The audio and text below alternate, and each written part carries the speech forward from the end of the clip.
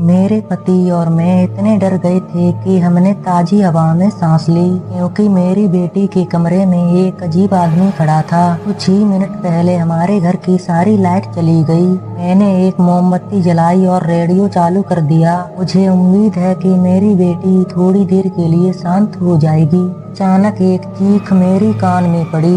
मैंने अपनी बेटी से कहा कि वह अपने कमरे में जाए और दरवाजा बंद कर ले। फिर मैं जल्दी से बेसमेंट की ओर भागी। मैंने अपने बेटे को घुटनों के बल बैठकर रोते हुए देखा।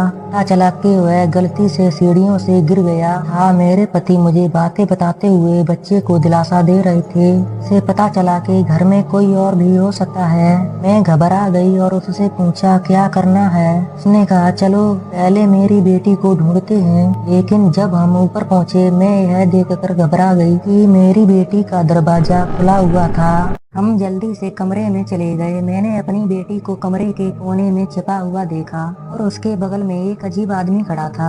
इसने मरीज का लंबा लबाता पहना हुआ था। उसने मेरी बेटी की ओर इशारा किया और कहा यह मेरी बेटी है। उसकी आवाज जैसे मानो एक मरे हुए आदमी की तरह थी।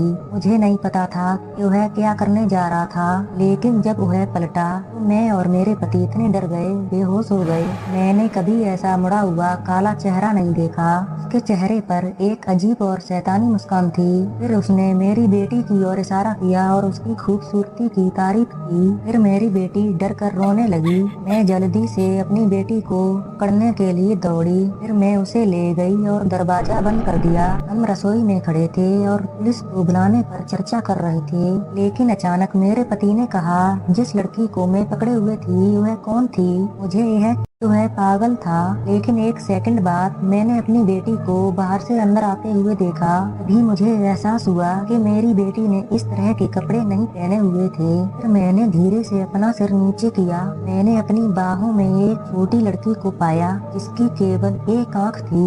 मुझे समझ नहीं आया कि वह क्या हो रहा है। अचानक उसने मेरे हाथ में काट लिया और मैंने उसे जमीन पर गिरा दिया। लेकिन वह मुझे जानवर की तरह घूरती रही। फिर वह बेटी और बेडरूम की ओर भागी। मुझे पता है कि यह डरावना है, लेकिन मुझे चिंता है कि वह ये कभी भी बची है। इसीलिए मैंने अपनी पति की बात को नहीं सुना और उसका पीछा किया। लेकिन जैसे ही मैंने दरवाजा खोला, मैंने पाया कि वह आदमी मुस्कुरा रहा था और मेरे चेहरे के करीब चिपका हुआ था। फिर उसने मेरे बाल पकड़े और मुझे मेरी बेटी के कमरे में खींच लिया। लेकिन मुझे चिंता है कि वह ये कभी भी बची है। इसीलिए मैंने अपनी पति की बात को नहीं सुना और उसका पीछा किया। लेकिन जैसे ही मैंने दरवाजा खोला, मैंने पाया कि वह आदमी मुस्कुरा रहा था और मेरे चेहरे के करीब चिपका हुआ था। फिर उसने मेरे बाल पकड़े और मुझे मेरी बेटी के कमरे में खींच लिया। मेरे पति जल्दी से भाग कर आए, लेकिन उस आदमी ने दरवाजा जल्दी से बंद कर दिया और दरवाजे के आगे फर्नीचर लगा दिया।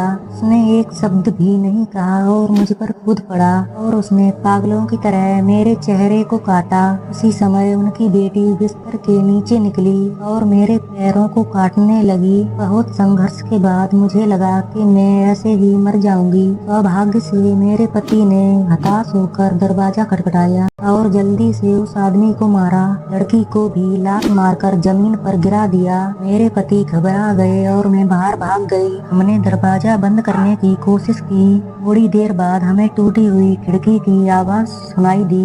जब मैंने फिर से दरवाजा खोला तो मैंने देखा कि वे भाग गए थे। फिर उसके बाद मेरे पति ने पुलिस को बुलाया। मैं इलाज के लिए अस्पताल में पड़ी थी।